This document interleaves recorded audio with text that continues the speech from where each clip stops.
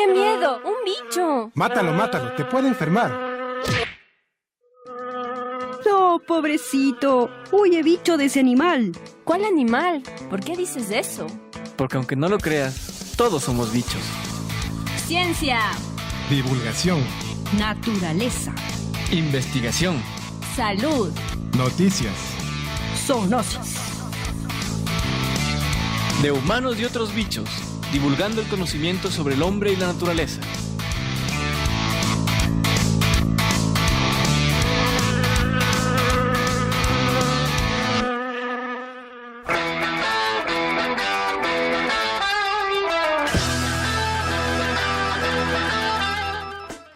Las drogas son las enemigas del futuro y la esperanza, y cuando luchamos contra ellas, luchamos por el futuro.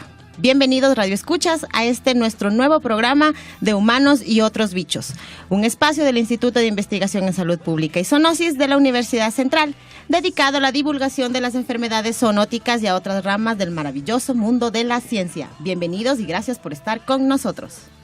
Bienvenidos al programa. Hoy les acompañaremos de 10 a 11 horas Jimena Pérez, Elizabeth Minda, Franklin Vaca y los amigos del CIS. No se olviden que pueden escuchar el reprise del programa los días martes de 15 a 16 horas. Buenos días, internautas. Muchas gracias por escucharnos y disfruten del programa. Estoy seguro les va a gustar.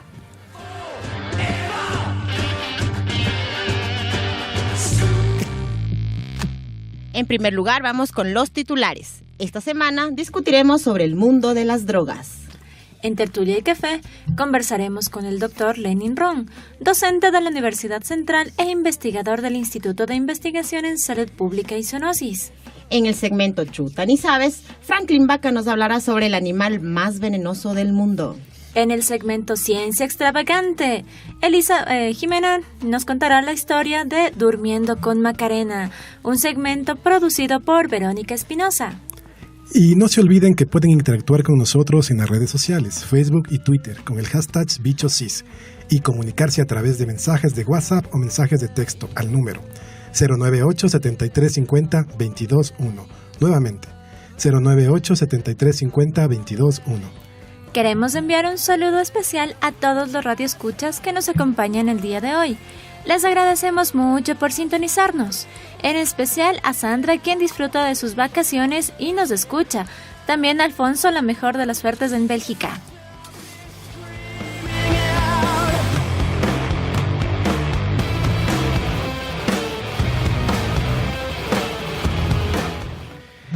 Bien, iniciando con la noticia de la semana, vamos a hablar sobre el mundo de las drogas.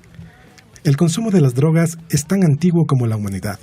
Parece ser que una planta conocida como la adormidera ya se cultivaba en Europa en la Edad de Piedra. En Suiza se han encontrado fósiles de semilla de adormidera que datan de 4.000 años antes de Cristo. En el año 600 antes de Cristo, los árabes propagaron las virtudes terapéuticas de la adormidera y revelaron a los chinos la propiedad estupefaciente del opio.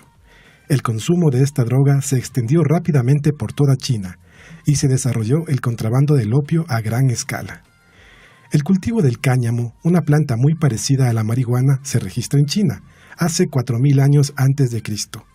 Esto en un tratado de medicina escrito después del siglo I, en donde se afirman que el cáñamo tomado en exceso hace ver monstruos, pero si se usa en dosis adecuadas, permite que las personas se comuniquen con los espíritus y además permite aligerar el cuerpo. Existen otras referencias al cáñamo también en la India, la Mesopotamia y en Europa Occidental, en donde su uso estuvo muy relacionado a las tradiciones religiosas de estas diferentes zonas. La historia además destaca el uso de plantas solanáceas alucinógenas como el beleño, belladona y mandrágora en el Medio y Extremo Oriente. A estas plantas se le atribuyen fenómenos de levitación y la realización de fantásticas proezas físicas. Según los antiguos sabios de estas regiones, fueron los druidas, o miembros de una clase sacerdotal, quienes aprendieron a dominar estas fuertes drogas utilizándolas en contextos ceremoniales religiosos. En las Américas no se conocen estas drogas hasta la llegada de los europeos, pero existían drogas autóctonas como el tabaco, el cual se fumaba, mascaba o bebía desde los territorios que actualmente pertenecen al Canadá hasta la Patagonia. Vale la pena también destacar aquellas plantas con propiedades visionarias. Estas se registran representadas en piedra y son hongos o setas psicoactivas las que fueron utilizadas siempre en rituales, por lo general religiosos. El arbusto de la coca es originario de los Andes y su uso data del siglo III a.C. También son estimulantes americanos el guaraná y el mate. El alcohol, que es una de las drogas más conocidas en la actualidad, fue antiguamente obtenido de varias plantas. Por ejemplo, para obtener una cerveza, bastaba con masticar algún fruto y luego escupirlo. La fermentación de la saliva y el vegetal producía alcohol de baja graduación. En el año 2000 a.C., en un papiro, se halló la reprimenda de un padre a un hijo diciéndole que la cerveza es la perdición del alma. Sin embargo, en el código de un rey babilónico se defiende a los bebedores de vino y cerveza destacando las propiedades medicinales de estas bebidas. Podemos darnos cuenta que las drogas vienen ya desde tanto tiempo atrás, como nos decía Franklin, son tan antiguas como la humanidad misma. Se hicieron varios estudios a través de los años para identificar estas drogas o los principios activos que estas drogas producen, lo que producen en nuestro cerebro, en nuestro cuerpo. Personalmente debo indicar que realmente las drogas creo que vienen a ser consideradas malas en el momento en el que las usamos o su uso es el contraproducente. Existen varias drogas y en un estudio trataron de identificar cuáles eran las más peligrosas.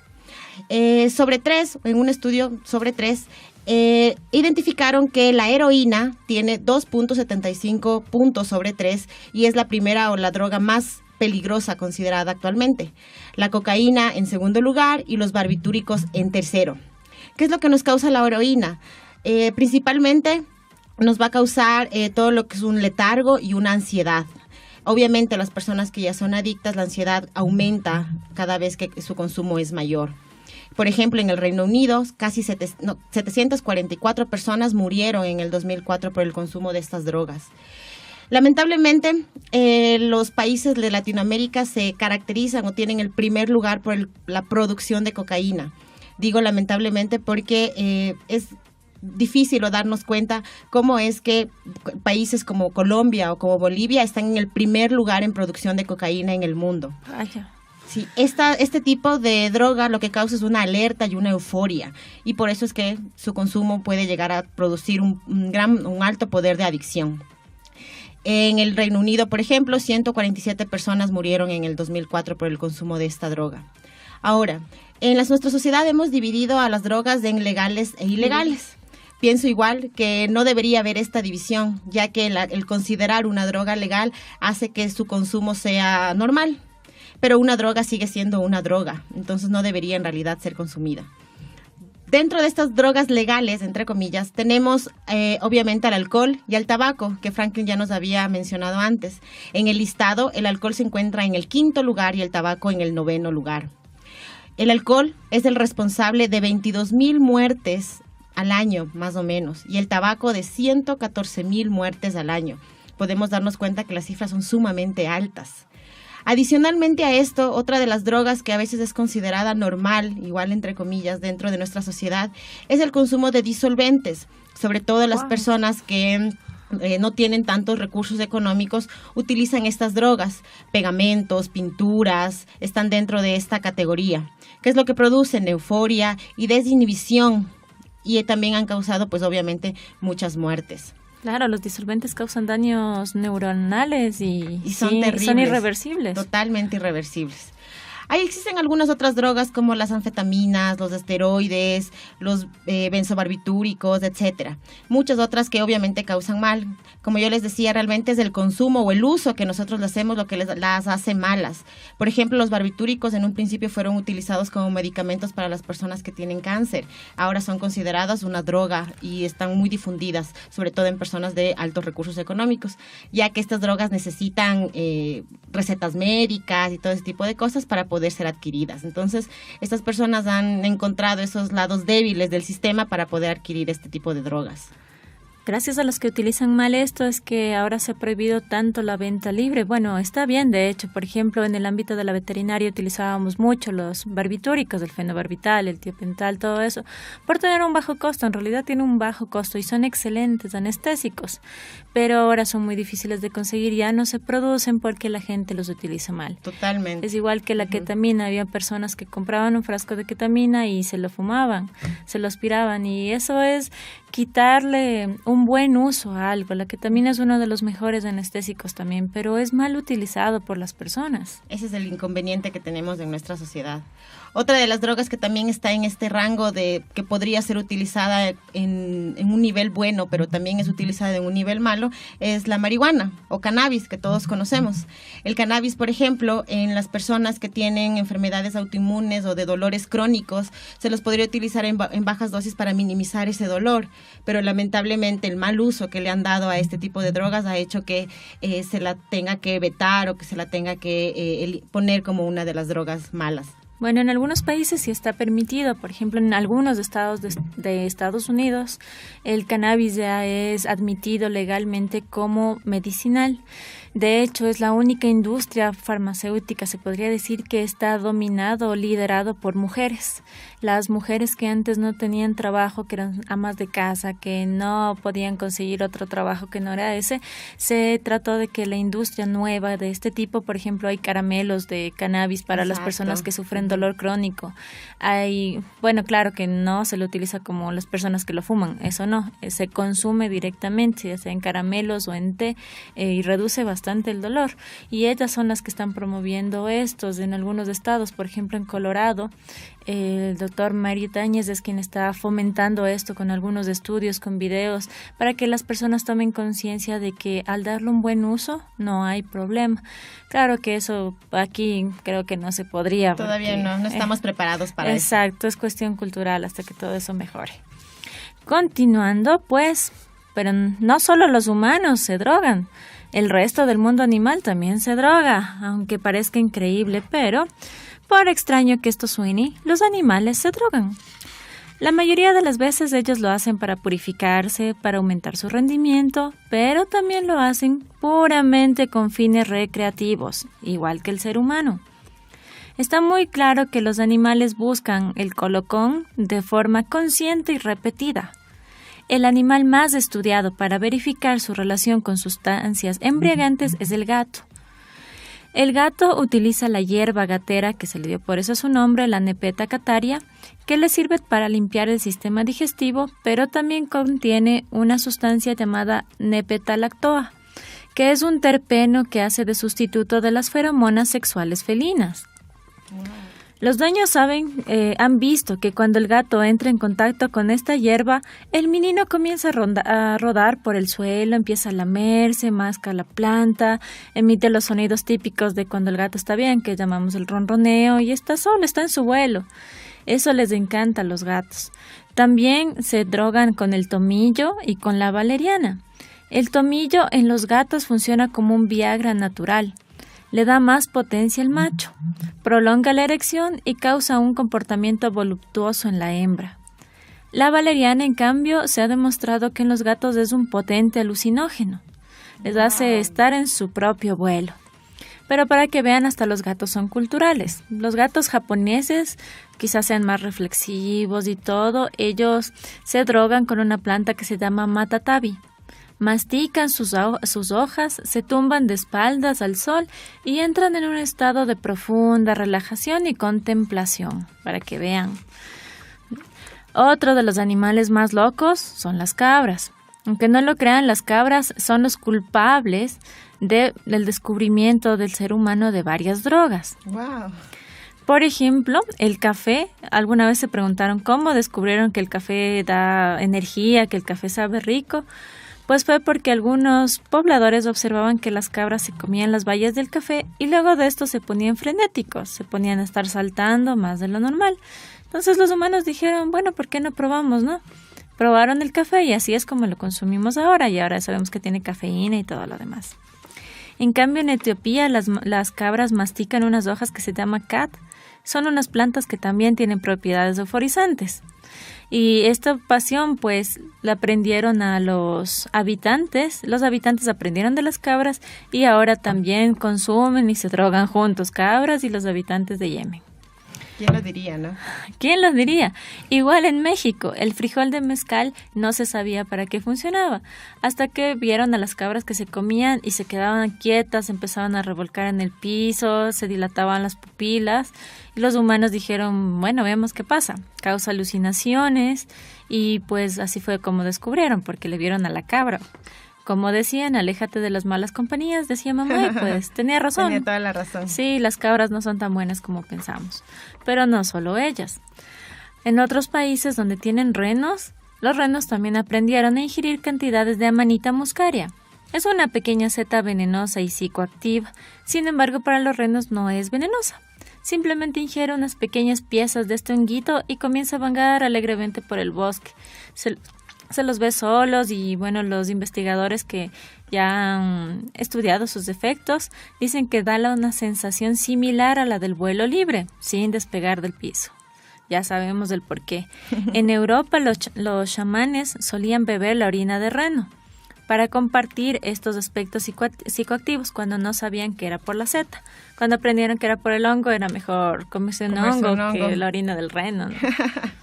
Y bueno, por si fuera poco, las vacas, los caballos, las ovejas, literalmente se vuelven locas. En América del Norte hay una planta que le han denominado el loco weed, porque son plantas silvestres, para los animales resultan psicoactivas. También se ven que empiezan a caminar solas, que están acostadas, una vaca que está revolcándose en el piso, pues es porque consumieron esta planta. Dicen que las vacas buscan, que ya saben cómo es la forma, el sabor, y buscan esta planta siempre que pueden. Igual, los mandriles, los chimpancés, todos ellos se drogan, pero sin embargo el comportamiento hasta ahora más extraño en el mundo animal son los delfines. Ellos se drogan, sí, aunque dicen que son los animales de los más inteligentes, ¿no? Se drogan en grupo, no conformes con drogarse solitos, ellos sí comparten. Capturan a un pez globo y se empiezan a lanzarse con su nariz como jugando vóley por turnos.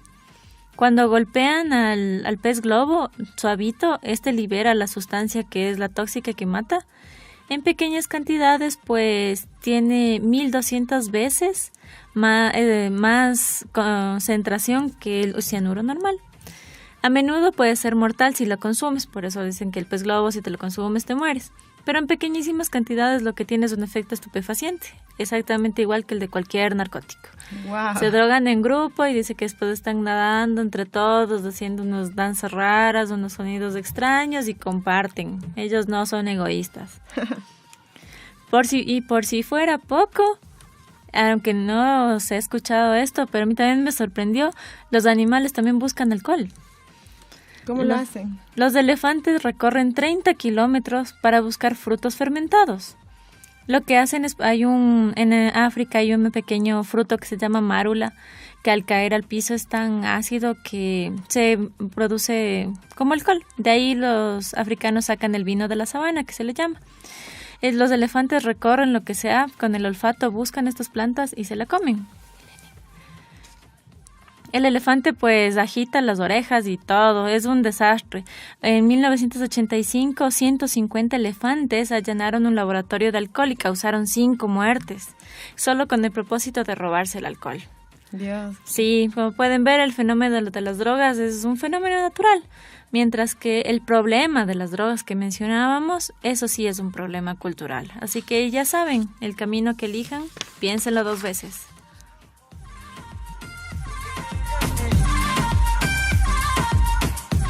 Ahí se viene mi Carmencita que luego se va y me canta la cancioncita de un tiempo atrás. Cuando llega ya no sabe lo que tiene que pasar, pero no importa, ella es mi Carmencita.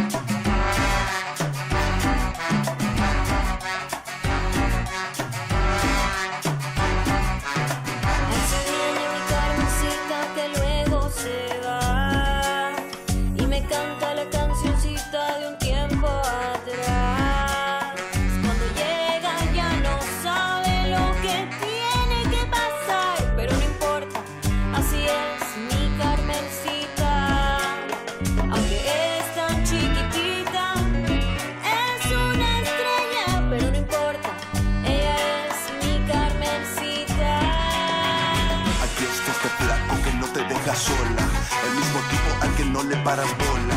No más tristezas, te invito a la fiesta. Pilas que ya empezó la orquesta. Yo prometo, Carmencita, mami, no soltarte nunca. Serás yogur para mis panes de yuca. Sacude el cuerpo, sigue a la gente, contágiate de esta cumbia corriente.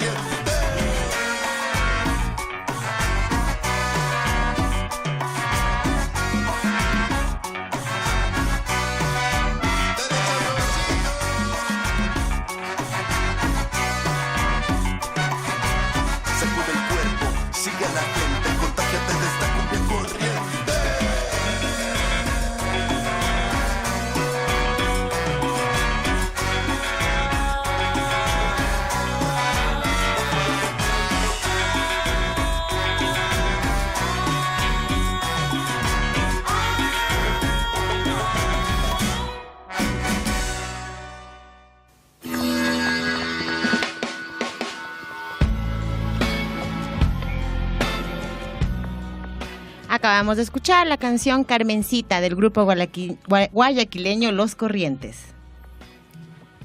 Bueno, y continuando con el programa, en el segmento Tertulia y Café tenemos como invitado al doctor Lenin Ron.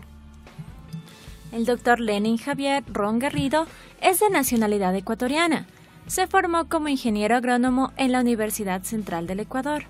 Posteriormente obtuvo su maestría en Biometría y Mejoramiento Genético Cuantitativo en la Facultad de Agronomía de la Universidad de Buenos Aires, Argentina, y su doctorado en Análisis Epidemiológico de Riesgo en la Facultad de Ciencias Veterinarias de la Universidad de Liège, Bélgica, en conjunto con el Instituto de Medicina Tropical de Amberes.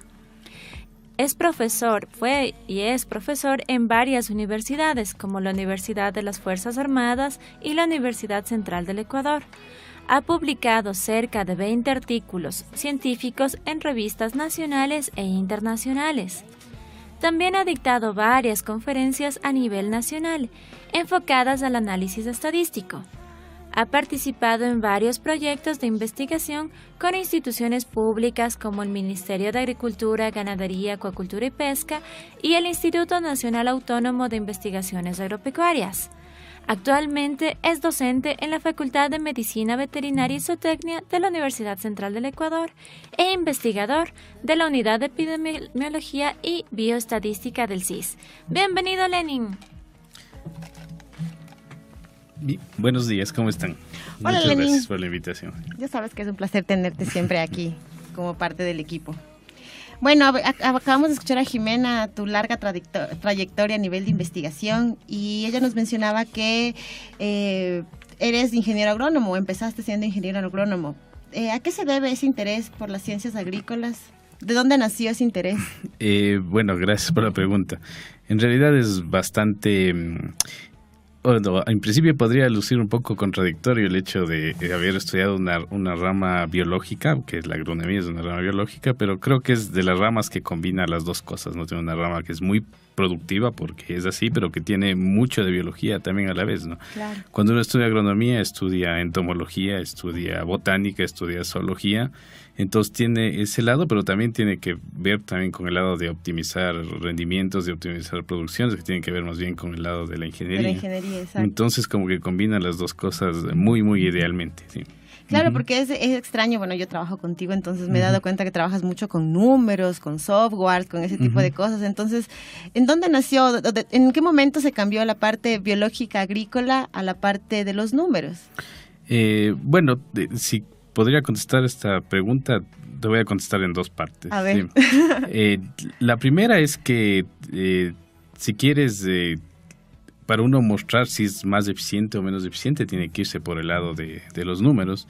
Y por otro lado, ha habido una tradición, si quieres, en los agrónomos en el mundo, de que toda la parte estadística, primerito, la primera forma en la que entró fue a través de, bueno, un estadístico muy famoso que es Ronald Fisher, que fue donde empezó el diseño experimental, a probarse todas las técnicas estadísticas que el día de hoy nos sirven para... Ajá, entonces todo vino desde el campo agronómico, si quieres. Entonces, en principio, digamos, hay mucha formación estadística como para poder mejorar las especies, probar tratamientos y todo ese tipo de cosas. Wow, qué interesante. Yo me acuerdo incluso en la universidad cuando nos daban estadística, todos los ejemplos iban enfocados a la parte agrónoma. Sí, porque hay muchos datos, si quieres, desde ese punto de vista. Sí, total. Sí.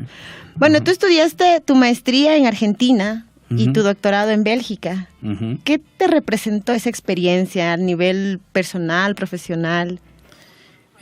Son dos mundos diferentes, supongo. Sí. Son tres realidades casi, ¿no? Ecuador, Argentina, Bélgica, ¿no? Son tres mundos diferentes que me pasaron, digamos, casi que simultáneamente. El primer susto fue ir a Argentina porque era otra cultura, no era lo nuestro, digamos, si bien era el mismo idioma, pero era una cultura totalmente diferente. Y Bélgica era ya más extremo todavía, porque ya era una cultura y era otro idioma. Claro, diferente. Otro idioma sobre todo. Entonces sí, fueron tres shocks distintos, ¿no? De pasar a otro país a vivir largos periodos y después ir a Bélgica a vivir, no periodos tan largos, pero a experimentar un mundo que en el principio no entendías nada y que estabas totalmente aislado, para después irse acostumbrando un poco a esa sociedad, ¿no? A la sociedad nórdica un poco. Claro. Si quieres. Además que el frío allá, en Argentina también hace frío. Sí, bueno, en los inviernos sí, pero también hay mucho calor, ¿no? O sea, wow, qué interesante. Bueno, has trabajado en proyectos de investigación, en muchos proyectos de investigación, por lo que vimos de tu CV, y con instituciones no solo académicas como las universidades, sino también instituciones públicas como el MAGAP, como el INIAF. ¿Qué se siente trabajar con ellos? ¿Qué experiencia te ha dado el trabajar con ellos en tu vida laboral? Bueno, sí, en principio también uno cuando hace investigación tiene varias opciones. Yo pienso que acá lo que hace falta es que los individuos que necesitan recibir la ayuda, digamos, de un investigador, necesitan estar conectados. Y entonces cuando uno hace investigación, en muchos casos está haciendo cosas sobre cosas desconectadas con la sociedad.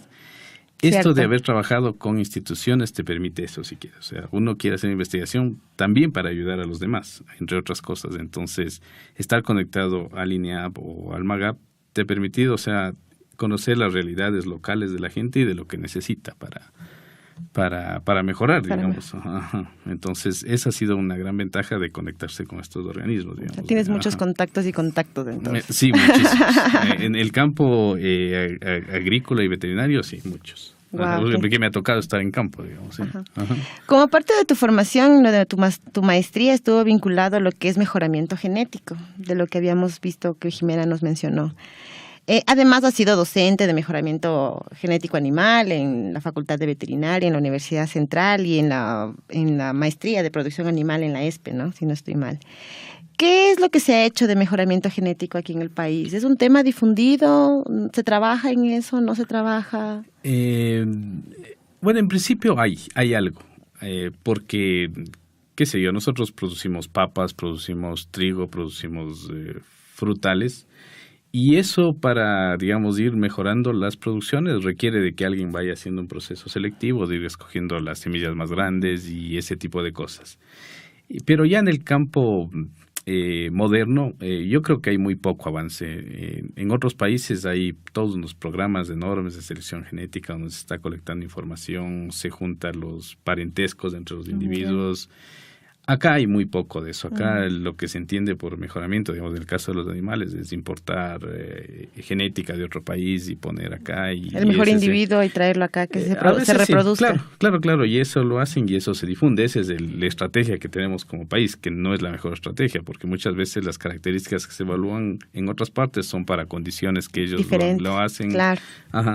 Claro, entonces deberíamos empezar a trabajar un poco en eso, creo. Por ejemplo, sí. Por ejemplo. Una de las responsabilidades, de las grandes responsabilidades que tú has tenido como parte del equipo del CIS fue ser el responsable técnico de la encuesta nacional de brucelosis, tuberculosis y garrapatas, que es un proyecto que el CIS maneja ya durante tanto tiempo y tú fuiste una de las personas que empezó incluso con este proyecto. ¿Qué tal esa experiencia de trabajar en ese proyecto tan grande y con 3 ramas tan amplias que también maneja a nivel de investigación el país? Bueno, fue interesante. Por muchas cosas. Una, porque fue irnos a meter en el país, pero en los rincones más profundos. donde había producción ganadera, obviamente. Debe haber muchos otros rincones. Eso fue muy simpático, experimentar la idiosincrasia propia de cada sociedad, ¿no? O sea, ir a la costa y conversar con los productores, con los vaqueros, gente que sabe enlazar, que es muy ruda, digamos, en el campo, igualmente en la sierra, ir a la Amazonía, comunidades indígenas. Después de organizar también todo esto de la información, que era un chorro de información, de miles y miles y miles de datos que hasta ahora no terminamos de procesarlos, pero que es un chorro de información. Eso también es simpático porque había que organizar a la gente, organizar grupos, logística, todo lo que hace, digamos, un investigador, que digamos que es la parte que no se ve, ¿no? Uno saca a veces una publicación, pero la parte que no se ve está escondida y que es muchas veces el 90% del tiempo que nos ocupó. Wow, claro. ¿Y qué tiempo más se necesitará para tener todos esos datos disponibles al público?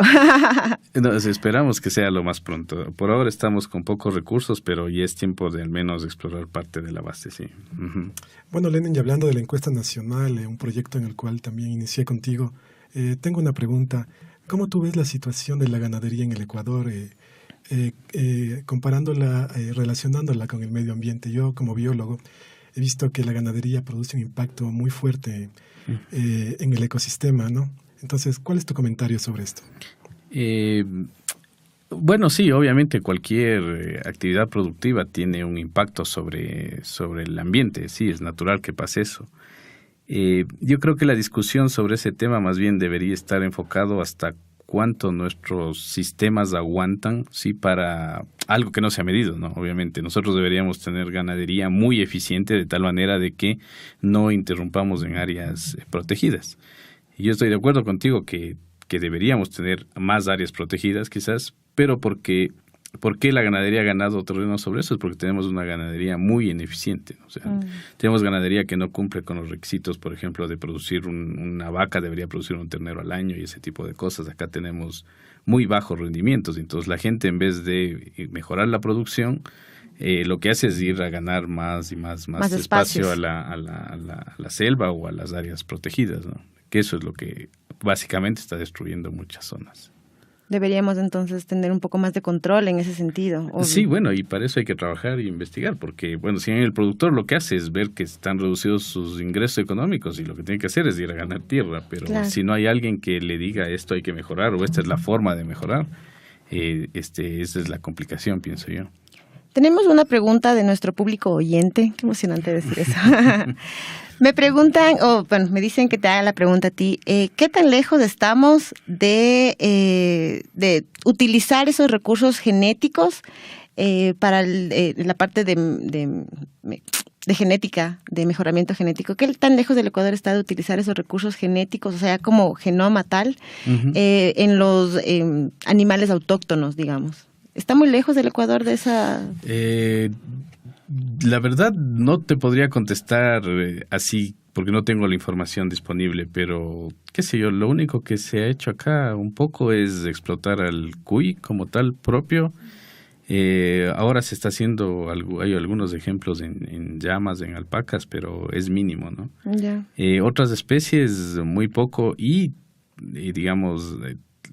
Acá se sigue un patrón mundial, se sigue consumiendo carne, se sigue consumiendo cerdo, aves, lo típico, digamos, pero que tengamos como propio, digamos, decir el Ecuador llegó a reemplazar, qué sé yo, su cantidad de proteína animal por esta otra especie, no, yo por eso que estamos muy lejos de eso.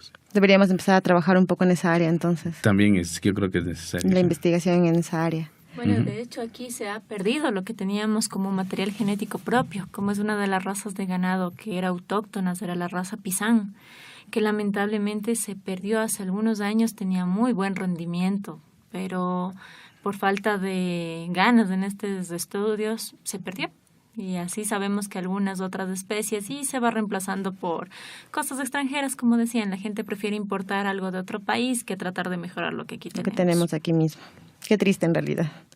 Bueno, Lenin, tú actualmente eres docente de la Facultad de Medicina Veterinaria y Zootecnia de la Universidad Central. ¿Cómo crees o cuál crees que es la proyección que tiene la Universidad Central a nivel de investigación? Yo pienso que en los últimos años ha habido muchos, si quieres, temas de investigación que están y van apareciendo, cosa que era necesario. Quizás la universidad en los años previos tuvo mucho el enfoque, si quieres, de enseñanza y no de investigación. Y el día de hoy yo veo que el día de hoy tenemos casi a la par, ¿no? Hay más investigación con las dificultades que involucra hacer investigación en la universidad. Sí. Hay más investigación, habría que después medir la calidad de investigación que tenemos, También. porque eso creo que no se ha medido, pero hay más investigación y eso quiere decir que los estudiantes se están moviendo en el sentido no solamente de pensar de que salen y van a trabajar, sino que también hay necesidad de investigar para mejorar. O sea, se le está motivando también a los estudiantes en este ámbito de la investigación. Hay algo que eso antes muy poco había. Había, pero muy poco, muy reducido. Ajá. Aunque aún tenemos que seguir mejorando. Mejorando, sí. Bueno, Lenin, ya a mí me ha tocado la parte más divertida de la entrevista para nosotros y más difícil para ti. No, mentira, solamente te voy a hacer unas preguntas un poco cortas para conocerte un poco más de una manera menos complicada, ¿no? Entonces, yo te pregunto y tú me respondes lo primero que se te ocurra de forma rápida. ¿Eres extrovertido o introvertido?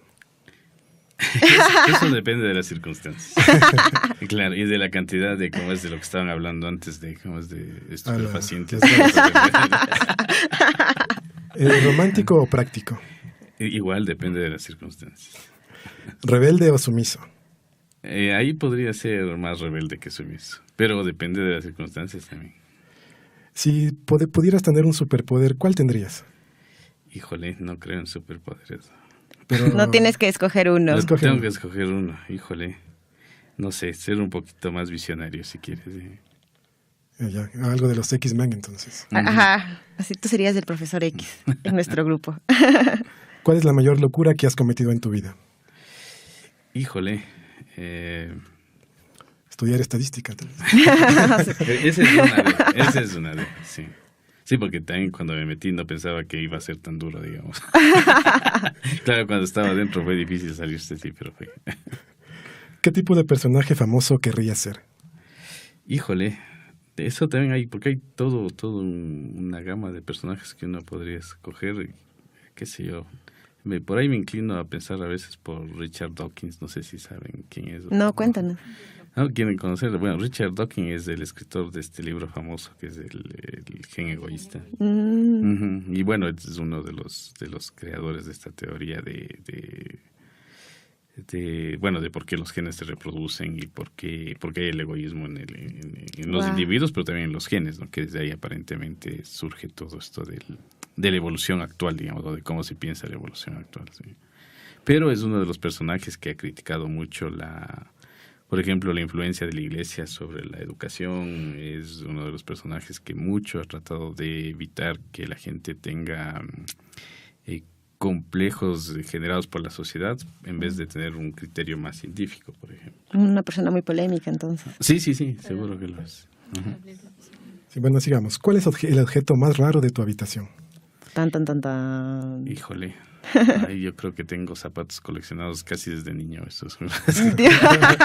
Porque no destruyo zapatos. Hay personas que tienden a destruir zapatos, yo no. Entonces quedan casi intactos y siguen ahí guardados. ¿Estás de 0 a 40? No, casi cerca a los 40. Si pudieras ser un animal, ¿cuál serías? Híjole, esa pregunta es también, ve que hay muchas opciones para escoger. Pero yo me inclino por el nomobo. Bueno. Ajá. Es un chimpancé. ¿Ha escuchado en nuestros programas Yo creo que sí, Claro. por eso es la selección. Sí, claro. ¿Cuál es tu mayor miedo?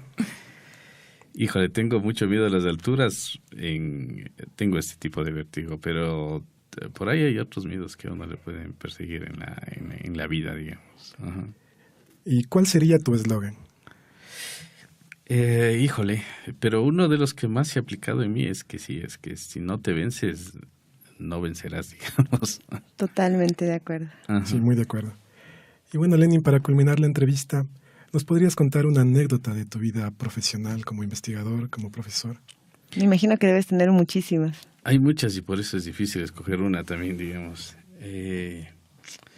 Bueno, una de las anécdotas quizás a muchos les esté pasando el día de hoy es esto de que, mira, cuando yo terminé los estudios de maestría, llegué al país pensando en aplicar inmediatamente las cosas que uno hace, ¿no? Y cuando llegué me topé con esa cruda realidad de que tuve que esperar casi un año para encontrar trabajo y para poder empezar. Entonces, sí, eso es una de las cosas que hay que pensarlas al principio, ¿no? Porque muchas personas se enfrentan a eso. A eso, sí, ahí me pasó eso, ¿no? O sea, que llegué, tenía algo para aplicar, muchos conocimientos para aplicarlos, pero no había dónde, ¿no? Y hubo que esperar un buen periodo como para tratar de ubicarse en una institución. ¿Y piensas que eso ha mejorado actualmente? No sé, eso ya te habría que medir, pero hacer un análisis estadístico. Por ahí no es tan sencillo porque las condiciones del país en ese sentido no han cambiado drásticamente. Entonces yo sé por algunas experiencias que mucha gente viene y se topa con la misma realidad. Ajá. Dios. Muchas gracias, Lenin, por habernos acompañado el día de hoy. Ha sido un placer tenerte aquí. Muchas gracias a ustedes. Y gracias por la invitación.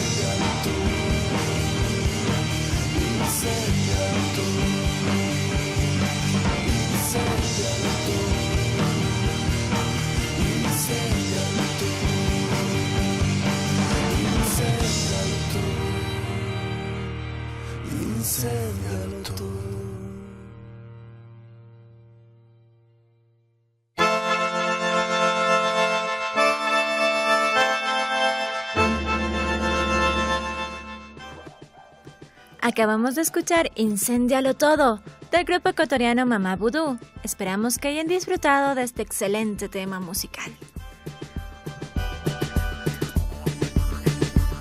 A continuación vamos con el segmento Chuta ni sabes. Franklin, ¿qué nos traes el día de hoy? Bienvenidos Radio Escuchas, hoy con una nueva entrega del segmento Chuta ni sabes, notas y consejos sobre salud y el ambiente. ¿Sabían cuál es el animal más venenoso del mundo? Bueno, alisten sus respuestas y yo les voy a contar algo de esto. El animal más venenoso del mundo no es una serpiente o un depredador con colmillos enormes, tampoco un alacrán del desierto, por el contrario. Es tan pequeño y a la vista indefenso que nunca te podrías haber imaginado el poder de su veneno. La Phyllobatis terribilis, o mejor conocida como rana dorada venenosa, es una especie que pertenece a la familia de las Dendrobatidae, que son las ranas más venenosas del mundo. Habita en la costa pacífica de Colombia y Panamá, para ser más exactos en las selvas húmedas. Esta rana es tan pequeña que puede llegar a medir ya en su madurez 55 milímetros. Sin embargo, el poder de su veneno es tan fuerte que puede llegar a matar humanos y especies más grandes. Cuenta con una especie de cojines en sus patas que le permite adherirse a las plantas y su color es tan brillante que alerta a los depredadores el poder que tiene su veneno. Existen 3 colores de esta especie: naranja, verde menta, amarillo o dorado, lo que depende de la región en la cual se encuentren.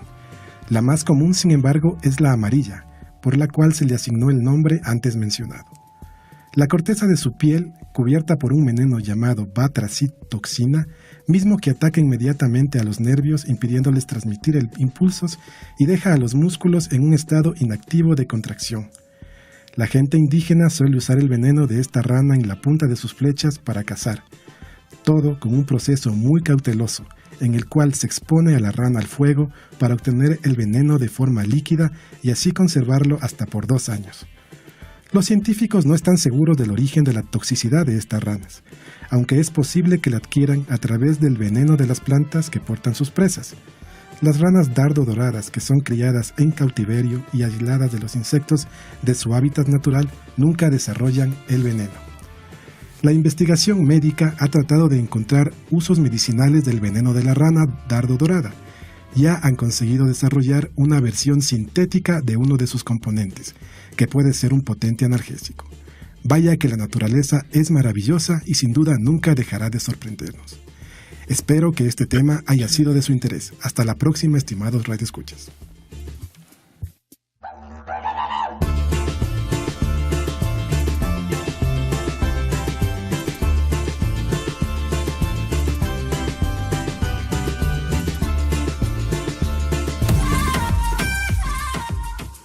Ahora vamos con nuestro segmento Ciencia Extravagante. Bienvenida, Jimena, a este segmento.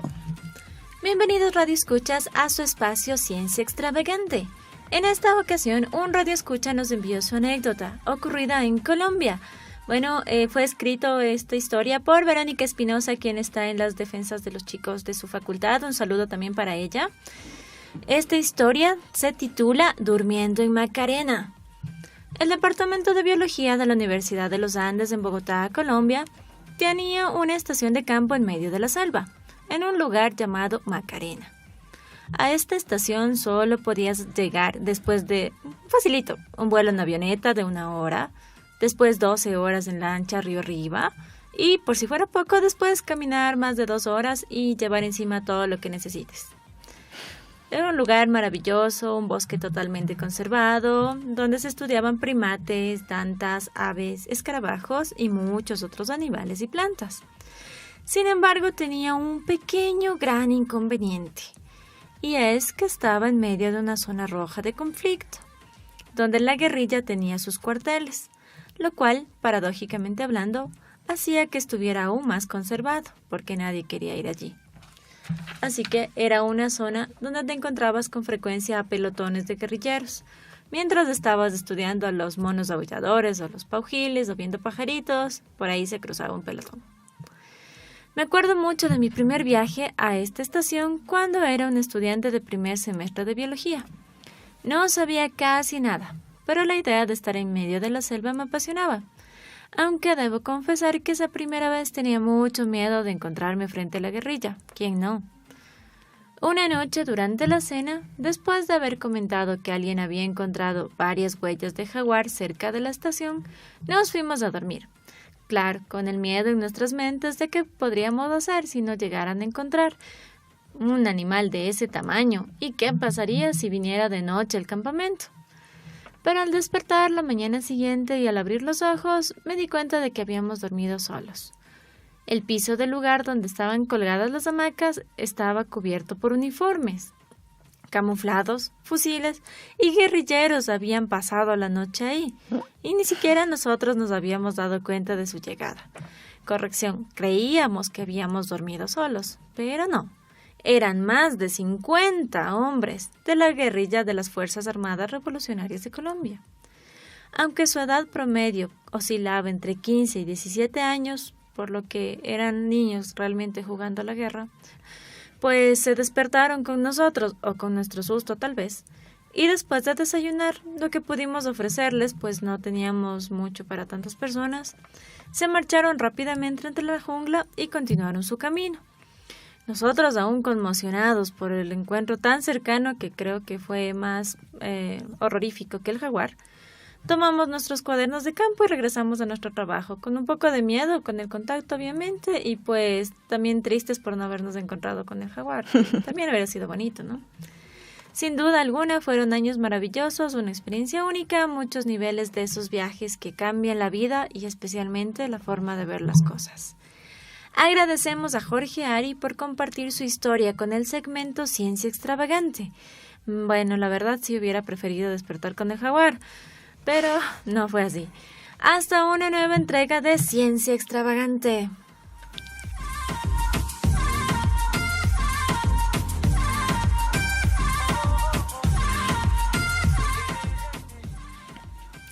No se pierdan el programa de la próxima semana, Radio Escuchas. Vamos a entrevistar al ingeniero Alberto Roura, investigador del INIAP. Muchas gracias por haber estado el día de hoy con nosotros en una entrega más de Humanos y Otros Bichos. Besos a todos. Un saludo inmenso para todos y esperamos escucharlos, que ustedes nos escuchen la siguiente semana y esperamos que nos envíen mensajes y recomendaciones de canciones para la siguiente semana. Hasta la próxima semana, internautas. Muchas gracias por escucharnos y que la ciencia triunfe.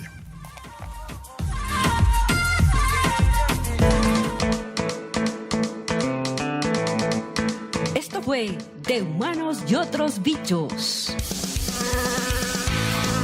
Si te gusta la ciencia divertida, no te olvides de escucharnos. Todos los viernes de 10 a 11. Una producción de Radio Universitaria Online de la Universidad Central del Ecuador.